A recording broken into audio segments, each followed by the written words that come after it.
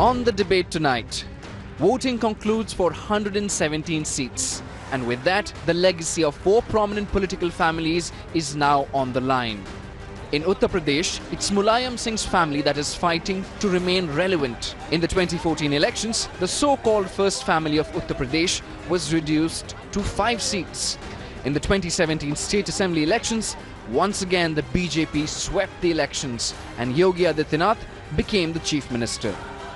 Now, in phase 3 of the 2019 Lok Sabha elections, the 3 Yadav family members are seeking re-election respectively from Mainpuri, Badon and Firozabad. देखिए, देश को नया प्रधानमंत्री इसलिए मिलना जरूरी है कि देश का किसान बर्बाद है. In Bihar, the fight for legacy is similar. Veteran political leader Sharad Yadav, who is among the founding members of JDU, is contesting elections on an RJD ticket against Jan Adhikar Party Loktantrik leader Pappu Yadav. Sharad Yadav lost to Pappu Yadav in 2014, but this time he is hopeful to win from Madhepura. हमारा काम है कि वो गठबंधन तोड़ना 11 करोड़ लोगों के विश्वास को और 11 करोड़ लोगों के जनादेश को एक तरह से कुचलना है. In Maharashtra, another family is fighting to stay relevant in the state's political scenario. Sharad Pawar's daughter, Supriya Sule, and his grandson Parth are in the fray as the Congress and NCP hope to change their fortunes after the 2014 drubbing in the state. Maharashtra's power centre, its sugar belt, is picking its members of parliament today. You will see the Congress and NCP will do exceptionally well in Maharashtra and the country. My work is what, and my work and my parliamentary performance is what I have taken to my people. In Karnataka, another battle for legacy. In the high-profile Shimoga, sons of 2 former chief ministers are locked in a straight contest. Yediyurappa's son takes on Bangarappa's son. 101% from last 1 month I am telling you that we are going to win 22 seats. Even today I am telling you we are going to win 220 seats. Mirror now asks, will the 2019 elections seal the fate for some of the biggest political dynasties? Let's debate. Well, these are the questions we're asking, and of course our phone lines are open if you have any questions of your own. In the studio with me, Badshah Sen, Vivek Kaul and Bharat Kumar Raut, all senior journalists, along with Vinay Tiwari, my colleague and the consulting editor at the Times Network. Rajesh Sundaram, Neerja Chaudhary join us as well. I welcome all of you to this conversation. Let's quickly break it up and take a look at each of it. I want to start with Sharad Pawar, and we put up on the screen Sharad Pawar's tally, or the NCP's tally, in the Lok Sabha results. Over the last several decades. In 2004, they had 9 seats. 2009, they had 8. In 2014, it came down to 4. It's a similar tally also with State Assembly, 71, 62, and then 41 in 2014. Fading results, really, for the NCP. Mr. Raut, I will start with you. Will this, or the result of this election, sort of seal the fate of the Pawar family and their relevance in Maharashtra politics for the near future at least? You can never write anybody off completely, but at least for the next term or the next 2 terms. See, Sharad Pawar is now 78, I think. Yes. So perhaps in the active life of Pawar, this could be the last major exercise of voting. So he is fighting tooth and nail to see that his way continues in Maharashtra at least. So, but looking at the vote tally that is going down and down and down, it is very difficult to believe that he can revive his party out of this. Surely, seat-wise, perhaps he will get a bonus of couple of seats, but that is not enough to make his party survive. Here, before this, Sharad Pawar had twice split from Congress. Twice before this. Yes. And every time he merged his party again in the Congress and survived. This time, if he has to survive again and or keep the legacy on for his nephew Ajit Pawar in Maharashtra and Supriya in Delhi, yes. Then he will have to do a closer tie-up than what is now with Congress, and that will be for the survival of his own party and not for Congress. Congress will, whatever happens to Congress, Congress remains a national party. Sharad Pawar's party, Nationalist Congress party, is not. Yet it has got seats in one in I think Gujarat, and one in Nicobar, and one seat in Mizoram, I think. But it remains a Maharashtra party. The NCP comes into this election with 4 seats currently in Lok Sabha. How many do you think they're going to walk out with? In the last election, it came with 4 seats, plus it won one more seat in a by-election in Gondia in Yediyurappa. Yes. Yeah. So perhaps it would retain that the 5-seat tally. Okay, and if it retained 5 seats, you'd consider that a good outcome? Yeah, that will be good. That will be good for him. At least he has something to fall back upon. Okay, that's not a lot though. Obviously, Mr. Pawar would have been looking at some sort of negotiation ability in the Gathbandhan as kingmaker. Do you think he's not going to have that I think ability? the question of today that you've asked is very relevant for 2 reasons. One, Mr. Pawar has either been the king in waiting or the kingmaker for almost 3 decades now.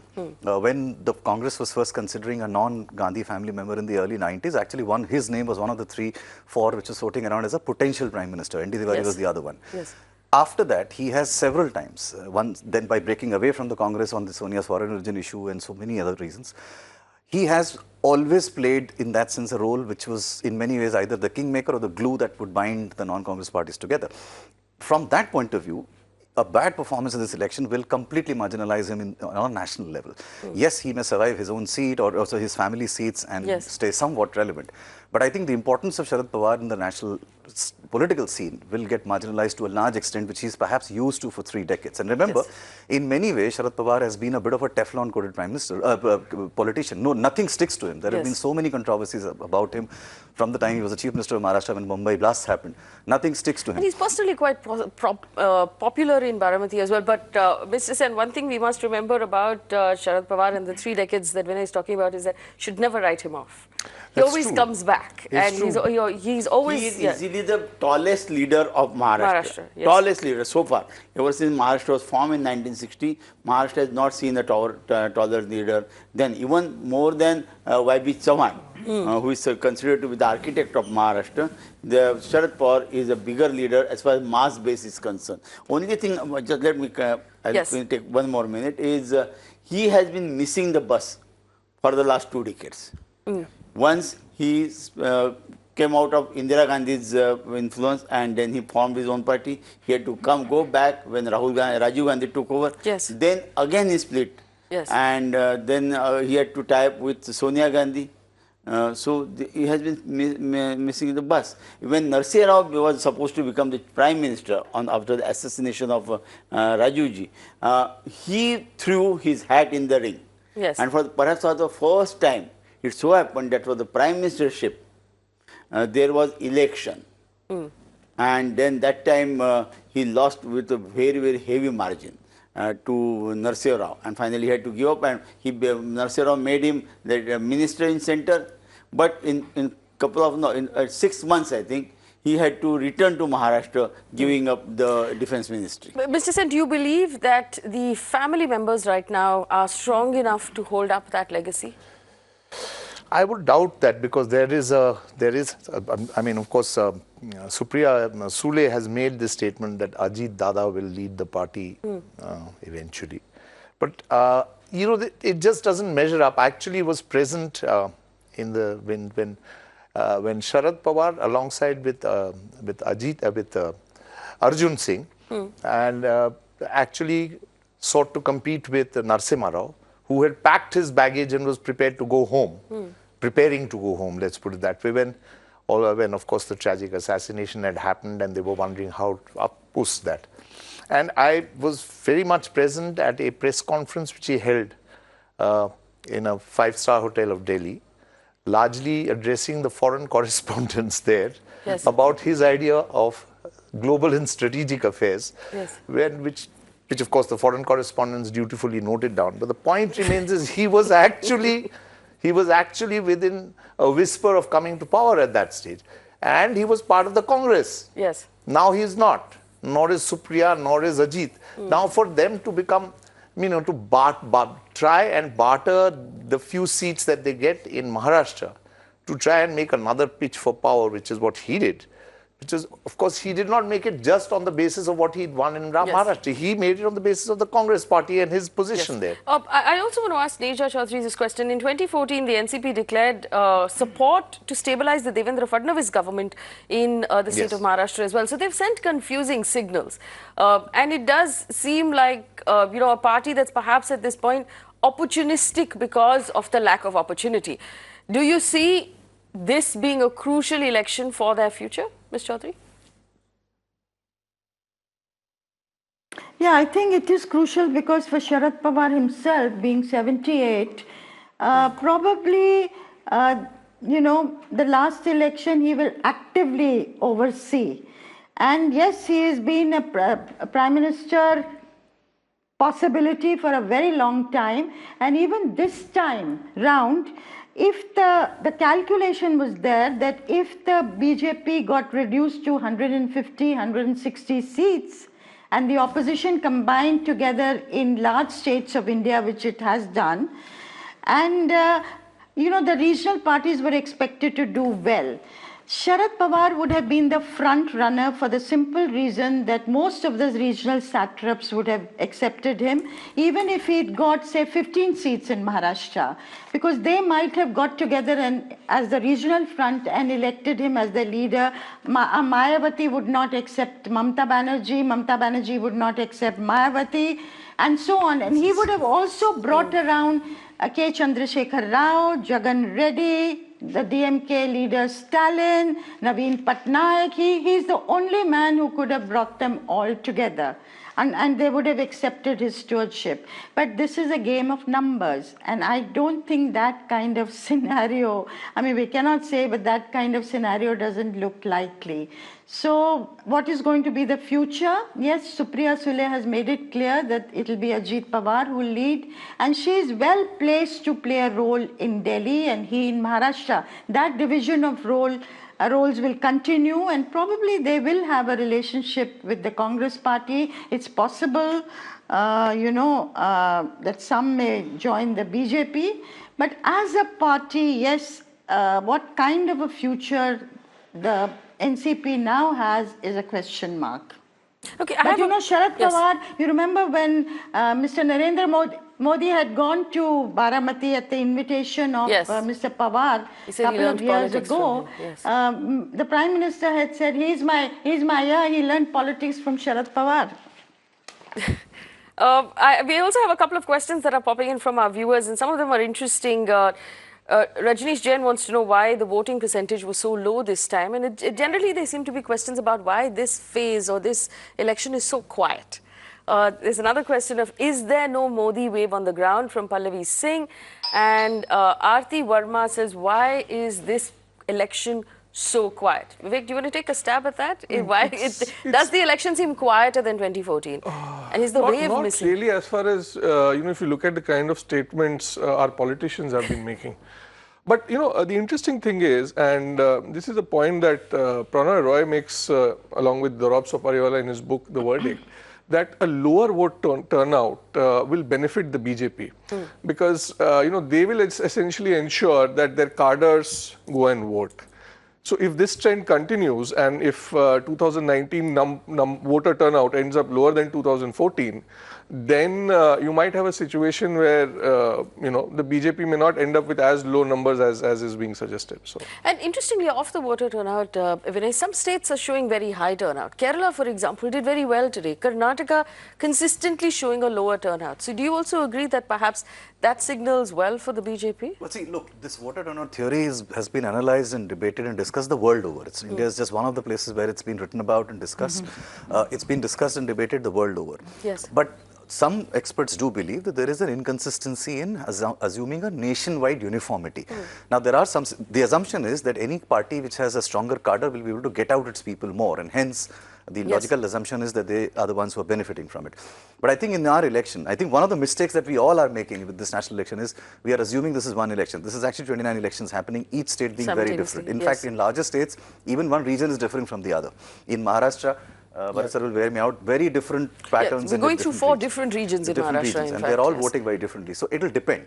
For instance, if the rural areas are showing a higher turnout, it is also going to get cross-matched with a greater amount of distress in the rural areas and a greater amount of anti-incumbency in rural areas. The urban areas where the BJP is stronger may actually have a problem in that sense. So there are certain countervailing forces also which exist along with the theory of low voter turnout helping the cadre-based party.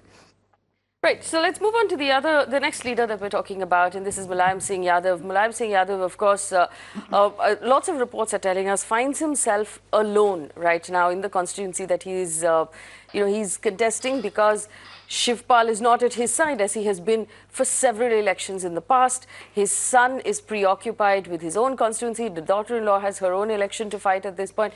And it does seem like the Yadav family's leader here is fighting, perhaps, while he is fighting his last battle, he's also fighting his hardest battle.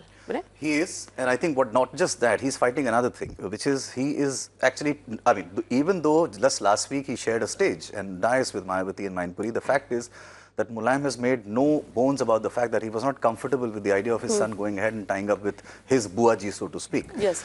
He wasn't comfortable. In fact, if you remember in February this year, during the no confidence motion in the government, he actually ended up praising Vajpayee, Narendra Modi. Yes. Which he said, I pray for a second term. Yes, and that kind of shocked everybody. Including Sonia Gandhi had that look on her face that she couldn't believe what he said. Yes. Right? Now, part of it is also because Mulayam has had a very checkered background of how he has fought politics in UP. He's been a classic politician, much like Sharad Pawar, very wily man who's knows exactly which way the wind is blowing. He knew that Kashiram was emerging as a threat. He fought that battle, tied up with them, got out of it. That infamous guest house incident happened. And now he believes that while Mayawati is carrying forward the legacy of Kashiram, Akhilesh is actually frittering away the Yadav legacy. And that's his internal feeling.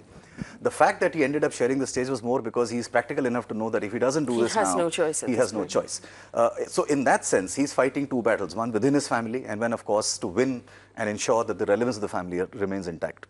Neetaji, if we pull up, of course, the Lok Sabha results over 2004, 9 and 14, we will see the Samajwadi Party has also had a sort of dropping seat count. They went from 35 to 23 and to 5 in 2014. Do you expect them to do better this time around? And is the Yadav family legacy sort of hinging on their performance at this point? I think, yes, because they have tied up with Mayawati, and this moment, of that sharing of the dais in Mainpuri with Mayawati between the father and the son, it was quite politically a very, very important moment, not only because it gave a signal to their respective constituencies that they were finally together, but for Mayawati to overcome the trauma of what was called the guest house Kand in 1995. Most politicians are very pragmatic people. They'll fight and they make up if it suits them politically. But Mayawati has taken all of a quarter of century to get over it. And I think Akhilesh Yadav is really a marathon runner in that sense. He reached out to her. He was non-threatening. He managed to divide the seats, let her have one more seat. He's praised her, by innuendo, saying we should have a prime minister from Uttar Pradesh, and also understanding this trauma. So, unki izzat meri izzat hai. Those kind of things that he has said. So, for him, immediate politics has not mattered, but to defeat the BJP now in order for both to survive. So I think Samajwadi Party will certainly do better than the last time. And today's election was really in the Yadav land, where you have a combination of Dalits, Jatav Dalits, Muslims and Yadavs. So it's a sheer force of numbers that should see them through in large number of the constituencies that went to polls today. Right. If we just put that back up again, and I apologize to our viewers, it's a slightly complicated graph, but there's a lot of interesting detail in it. The vote share lines that are crisscrossing over each other, and you'll have to give it a minute really. Give us the lines, not the bars. And you'll see the black line, which is the line of the SP, in Uttar Pradesh specifically, has done quite badly. The orange line is BJP, which has popped up and done well. the black line, the SP, and it's all in the numbers, Vivek. So, I think, due credit must be given to both Mayawati and Akhilesh, because if they hadn't come together, they would have been wiped out third time running. So, if you look at the vote share for the 2017 assembly elections, the BJP had around 39.7% of the votes, and they won 312 seats. The SP and the BSP together had 44% of the votes, but they won just 66 seats. So, the way the first past the post system works, it essentially tends to favor the majority party. So, it made tremendous sense for both these parties to come together. I mean, people say that the votes may not necessarily add, but the difference is, of almost 5%. Yes. So, it's a no-brainer. The SP and the BSP will both do much better than they did in 2014.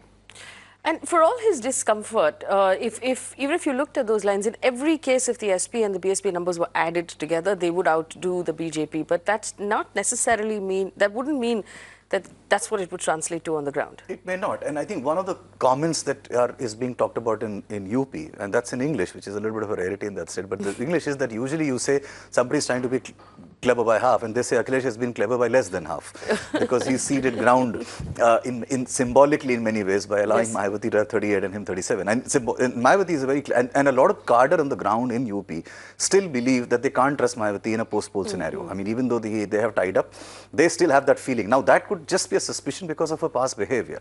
It may not, because ultimately 2022 assembly elections are more important for these two parties than even for the Congress and the BJP. So they're both fighting for survival, Mr. Sen. Do you believe that, given the opportunity, and if, let's assume, Mayawati walks out, would that leave then the SP in a position of no recovery, or would it be?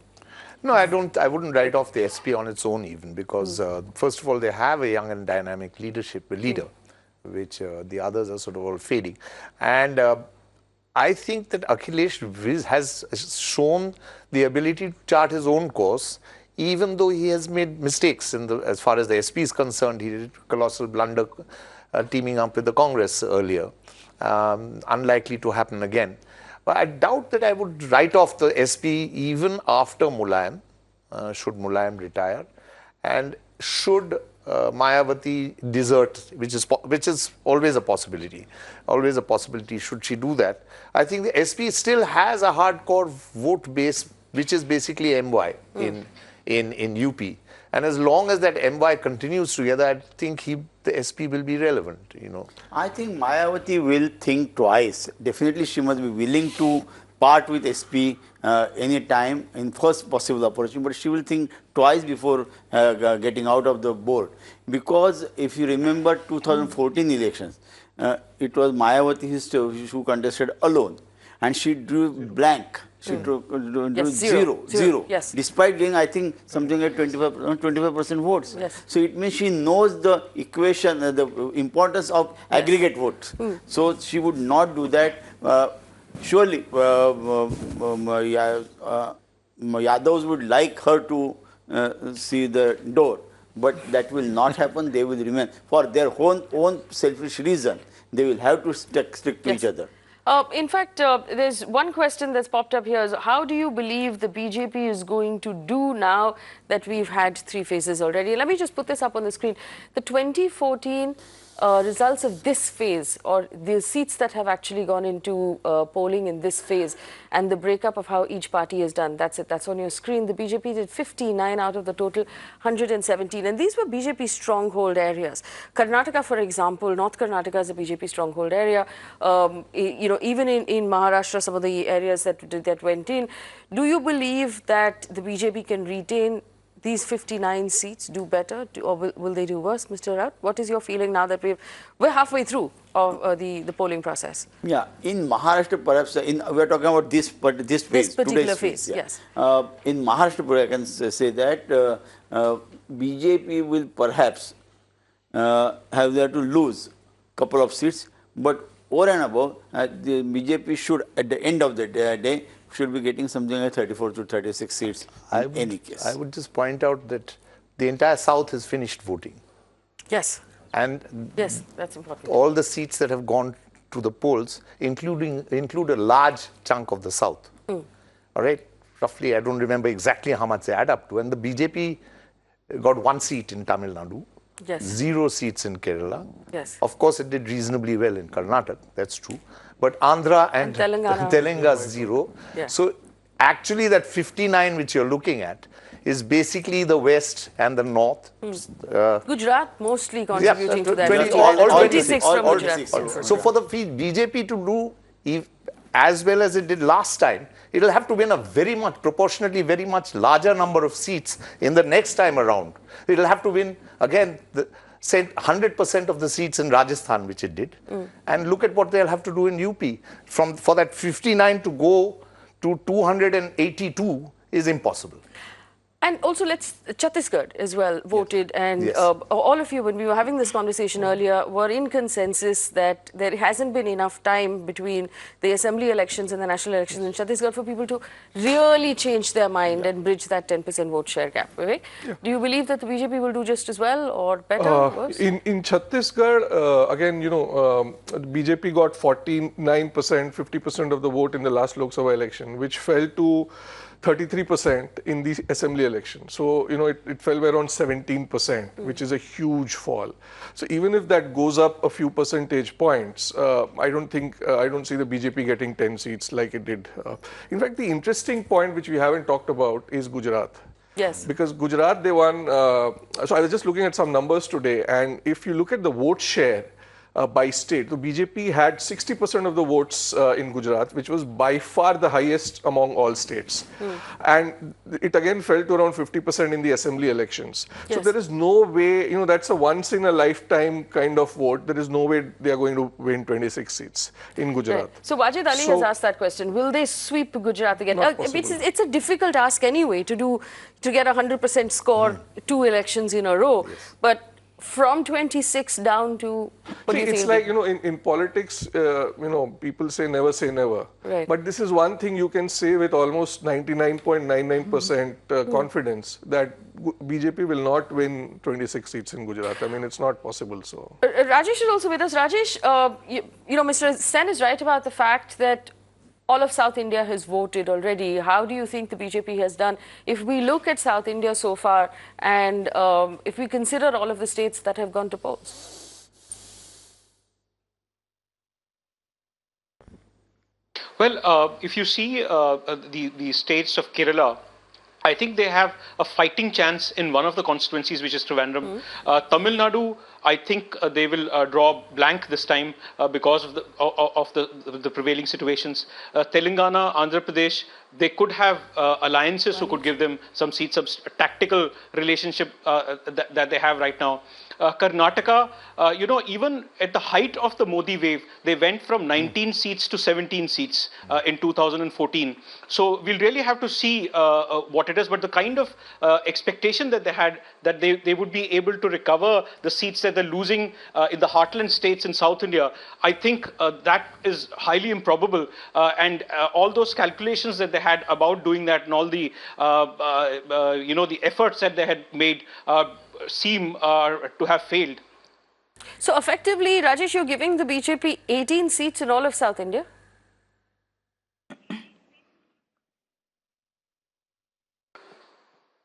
That would be a best case scenario. Okay, but let's not forget there's the AIADMK who is right now a clear ally. It could be lesser. We don't know which way in Telangana. No, but they also have a strategic. Yes, go ahead. Yes, go ahead. they have a strategic alliance with Jagan Mohan Reddy. They could have a post-poll strategic alliance with Jagan Mohan Reddy, and KCR could also turn around. So that is something that they could look at. But those are all post-poll relationships that they will forge. They have a tactical relationship with them right now. If it is converted into post-poll, the numbers, of course, would be bigger.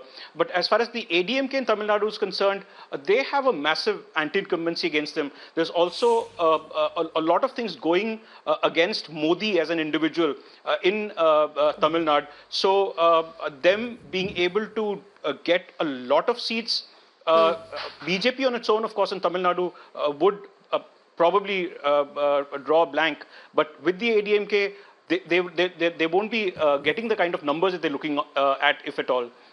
Neerja ji, I want to ask you right now, if you look at all three phases put together, what sort of sense are you getting? Of course, we don't have Rajasthan, Madhya Pradesh, these are the big states that haven't really given us an indication, but of the three phases, do you believe the BJP is on track to continue its performance from last time, or will it be very different? You know, I want to say this, that in Hindi heartland states, and I've traveled through Rajasthan, Bihar and Uttar Pradesh and a bit of Maharashtra, West India and heartland India, Hindi heartland, there seems to be an undercurrent for Narendra Modi. People who say we want to give him another chance, he's a strong leader, and so on. Of course, there is this element of he went deep into Pakistan and stuck there and had the courage to do it. But there is a caveat here. On the other side, the Muslims, Dalits, and farming communities like the Yadavs and a smattering of Jats in Western India have combined together. In Bihar, even the extremely backward castes, the Mahadalits, again, a small element of them are going towards the Gathbandhan led by RJD. So, if you take the scenario that in the Hindi heartland states and west of India, where the 7-8 states where in 2014, the BJP strike rate was 100%, as in Gujarat or Rajasthan, 90% as in Madhya Pradesh, 27 out of 29 seats. Suppose in all, even if they do very well, in all these states an average of losing 3, 4, 5, maybe not more, say they come down to 22 out of 25. I'm not saying they'll come down completely given the feeling for Narendra Modi. Even then it will add up to a figure of near 30. And if UP also, where there's a Mahagathbandhan very solidly fighting, again they lose 30 to 35 seats, they will have to make up this shortfall of 60 to 65 seats in the best case scenario. Now they're not picking up, I agree with my co-panelists that I don't think they're going to pick up in the south. Maybe if they do very, very well in Karnataka, 1 or 2, otherwise not really. East India, for instance, they will, their vote percentage is going to increase in Bengal and Orissa, but suppose you give them an increase of 10, 12 also. Where do they, you are looking at a number of being short of 40, 50, 60, whatever, we don't know. Northeast, I don't think they'll better their performance, given the feeling that exists on the Citizenship Amendment Bill, which, threatens their identity. No matter what they say publicly in rhetoric, that has hit them hard in the Northeast. Right. We also have to talk about other leaders, but so we are looking at, a scenario. Yes, go ahead, please.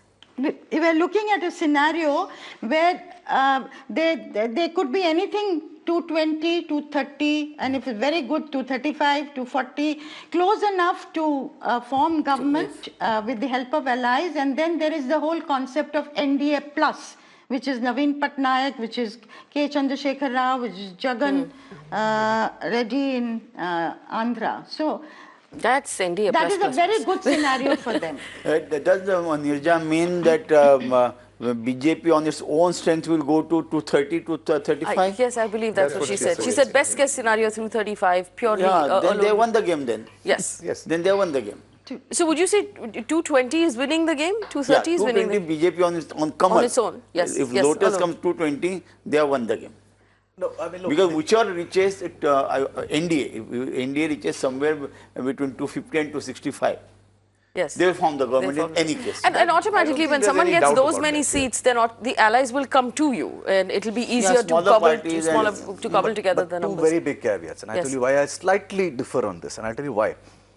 Temperamentally, BJP as a party, and more than BJP's party, I think Mr. Amit Shah and Mr. Modi temperamentally are antithesis to a coalition mindset. They don't like the idea of sharing power and authority with anybody else. That's their mindset. It was godsend for them in 2014 where they had a single party majority. They accommodated the others because they fought with them. But also like grumpy older brothers. But all the state parties have seen how the alliance partners have been treated in the last 4.5 years or so. And not everybody has been happy. Shiv Sena has been behaving like an opposition for the longest period now. Akalis are not happy with them. Akalis are actually in a very bad shape. When it comes to power, people tend to forget all of these things.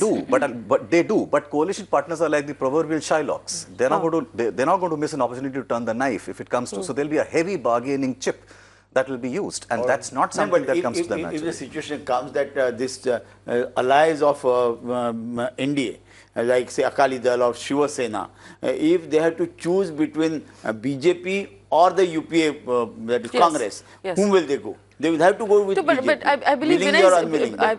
Those are the only two allies. I mean, guys like Ram Vilas Paswan. Or Jagan Reddy has been saying good things about the Congress also. Yes. So he's kept his options So also. I would take a little bit, and I put the allies as the proverbial, instead of what Vinay said, a camel in the Arab's tent, you see.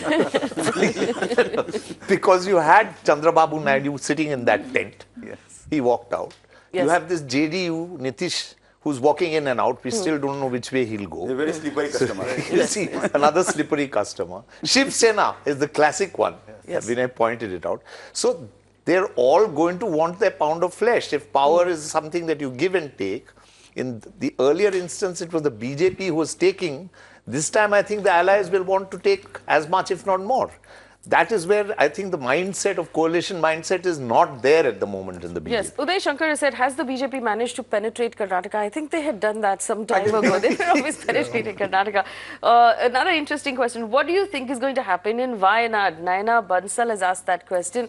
Rajesh, Wayanad, do you think Rahul Gandhi has managed to win that seat? Well, it's a comfortable position for him. I mean, this is a seat which is safe for the Congress, and clearly, I think it's a given that he would do well there. All right, so it's likely that he will do well there. That's what most of the analysts would say. Let's also talk about Sharad Yadav. He hasn't had a very good couple of years. Got disqualified from the Rajya Sabha, got removed. He lost his position in his party, and now he's contesting again. Do you think that, again, Sharad Yadav has put everything on the line? Winning and getting decent numbers in this election would actually dictate the future of his political career. Yes, and it's also it's revenge time for him in any ways, because he believes, and both sides actually believe, that Nitish has in that sense betrayed him. I mean, both of them were the architects of JDU in many ways, right? And Nitish has treated him very badly since then. I mean, he's systematically worked at cutting him down. This disqualification that you talked about was the brainchild of Nitish Kumar himself. So, and one indicator of how seriously both sides are taking it, Nitish Kumar has been camping in Madhepura for almost 10-15 days now. He hasn't moved from that, because he's hell-bent upon proving that this is a seat which he has to wrest away from. And Madhepura is Sharad Yadav's stronghold. He's lost last time, but he's won 4 times from that seat. So it's something which he wants desperately to win. And if he loses, Sharad Yadav will be consigned to the dustbin by Nitish Kumar for sure. Vivek? Yeah. So, see, I grew up in Bihar, and so people have been writing off Lalu Yadav since 1995. Now, you need to understand that, and I mean, I'm among those people who have written him off in the past. But you have to understand that Lalu Yadav has a massive support base among Muslims and Yadavs now. Yes. And Sharad Yadav this time around is standing from the RJD. The other thing that a lot of people who haven't lived in Bihar do not understand is that Nitish Kumar has a very weak support base among his, in Bihar, primarily because the caste that he belongs to, he's a Kurmi, are not numerically significant. So he essentially built a coalition of, extremely backward classes, the Mahadalits, and the Pasmanda Muslims. Now, the Pasmanda Muslims, interestingly, are Dalits who have converted to Islam. And they have been sort of, been with Nitish for a while. Now, the interesting thing is whether the Pasmanda Muslims, whether the Mahadalits and the EBCs will continue to be with Nitish Kumar, given the fact that, he is with the NDA and BJP is an alliance partner. So that is the, the interesting dynamic in Madhepura. I mean, it's all how caste configurations ultimately work out. So, a quick question, and I'll take this back to you. Someone wants to know, Ravi Sharma says, what are the chances of Nitish Kumar changing his alliance after the elections? It's possible. 50-50. No, it's possible. It's possible. In fact, I mean, Nitish, from what one hears from local journalists in Bihar, Nitish wanted to go back to Lalu. It's just that Lalu's son wasn't interested in, doing a patch-up. So I'm sure if there is a chance of being in government, a JDU can flip. I mean, there is no reason for them to continue being with the BJP if it's not in the interest of their own survival. Yeah. Rijaji, what do you see happening in Bihar right now, and do you think that Sharad Yadav is basically put it all out there right now? He's on the line. His entire career is on the line.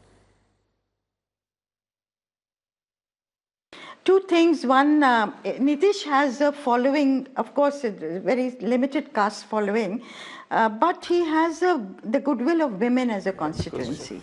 I was traveling in Hajipur. I found women saying, "Agar hum Nitish Kumar, Narendra Modi ko 5 number dete hain 10 mein, to we will give 7.5 to Nitish Kumar." I was quite surprised by this, but his policy of prohibition has worked. His policy to improve self-help groups has worked. His policy to give bijli, har ghar bijli, that has also gone down well with them. As far as Sharad Yadav is concerned, he has decided to join the RJD. Actually, he was the mentor at one time, I remember, in the late 80s, where Lalu Yadav and Nitish Kumar would come every day and sit in his garden, in his flat at Firozshah Road. So he's been the mentor of both of them in many ways. And I think with Lalu inside jail, Tejasvi Yadav and that group in the RJD could do with Sharad Yadav's stewardship of the party, whether or not he gets a formal position. So I don't think it will be end of the road for Sharad Yadav yet. I don't write down Sharad Yadav. Okay, you'll have to be quick though. Taking Neerja ma'am's point forward, interestingly, in the last few elections, women have had a greater turnout in Bihar than men. So, that also goes with Nitish Kumar. So. Last, politician we must talk about, and this one is from my home state, B.S. Yediyurappa. Now, B.S. Yediyurappa is again someone who's perhaps put his hat in the ring at this point, in the sense that he's leading the Karnataka BJP, much to the discomfort of the national BJP, because Yediyurappa has had a string of problems with corruption, with the Reddy brothers, with diaries that have leaked, with phone conversations that have been released, and he has a reputation perhaps of not being the cleanest politician.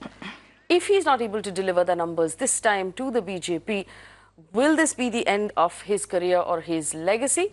I'll take that question to Rajesh. Rajesh, do you believe that Yediyurappa might do well or might survive this? Well, I think the desperation that you saw with the waves of Operation Kamla that he had launched to oust the JDS Congress government clearly shows that he is an old man in a hurry. He's 76 years old, and he knows that his relevance within the party could diminish if he is not able to give results and give results quickly to a leadership which is clearly running out of patience with him. His association with the Reddy brothers and the mining business is something that the BJP thinks is a liability, and he knows that if he doesn't deliver the numbers now, his career could be in serious jeopardy. Vinay, do you agree? Sorry. No, absolutely. And I think the larger point is that with Mr. Yediyurappa, it's more about the discomfort of the national leadership of BJP. Yes, because of the situation for all the reasons that Rajesh said, but also because Yediyurappa, being a strong state leader, has said things which the national leadership in the BJP currently doesn't exactly like. Yes. He's shown himself to be a bit of a strong man. They are tolerating him because he's, of course, he's able to deliver. He's able to and deliver, if he stops delivering, then he's going to be in trouble. Uncontrolled, the complete control he has over the Lingayat vote. So they can't do without we must point out, of all of the politicians we've talked about today, Mr. Rath, they're all in excellent shape for 76, 79, 80. Yeah, he's fit. They're fit. Yeah, they're all fit. He's the now Yediyurappa, I would say, I'll describe him as the greatest survivor. He came to Karnataka, he brought power to Karnataka, first southern state. The only southern state that has a BJP presence. To give power to BJP. Then he fell out of the grace, all media, national media, went against him because of the Reddy brothers. Then he had to step down. Then he went out of the party. He himself went out of the party. Yes. But he had to be absorbed again, not because there is any love loss for him in the BJP central leadership. That is north-based and absolutely north inclined. Yes. But there is no second person in command in BJP. Yes. There is no one else to replace Yediyurappa. See, his importance gets reflected. He's the only one who's probably currently actively defying the 75-year-old rule that the BJP has. I mean, he's 76. Yeah. Yes. And he that way he's crossed that Lakshman Rekha they've made for themselves. So he's got several Lakshman Rekhas. He has still not become Margadarshak. He's Yes. still active. He would be extremely unhappy in the Margdarshan committee. I can't imagine him being okay with it. BJP will not afford to make him Margadarshak. I can't help asking this because I am myself unaware. Did he come up in the traditional route for the BJP? I mean, in other words, yes. I'm wondering, was he in the RSS or is he an outsider? You know, like Sushma Swaraj, for instance, is an outsider. I don't believe he was with the RSS. Rajesh, do you know how Yediyurappa rose to power within the BJP? He comes from a farming family, but more than that, where do his roots come from, Rajesh? Well, I would know that, but clearly he has walked out of the BJP and he's formed the Karnataka Janata this thing, the party that he formed, and then he merged it back because he knew that the BJP couldn't get the numbers without him. So clearly he's somebody who doesn't have his loyalties with the BJP, and he's also not shied away from walking out and then coming back in when the BJP wanted him to get back, because then they thought that was the pragmatic thing to do. Okay, so he was with the RSS from the time he was in college. He was with the Jan Sangh in the 70s, imprisoned during the emergency. He was in the Bellary and Shimoga jails. That's his strong he was a Pracharak also, if I'm mistaken. Yes, he was a Pracharak, and then eventually in 94. And his rise came when Devraj Ars was in full swing in Kerala. Karnataka. In Karnataka. Yeah. All right, we have unfortunately run out of time with this conversation, but I thank my panelists for spending time with us, and I thank you for spending the day with us here. We will, of course, be looking at every phase of election. 3 down, 4 to go, and we'll bring you up-to-date information, and we'll try and answer as many questions as we can about how this election is going to move forward. Stay with Mirror now. Don't go anywhere.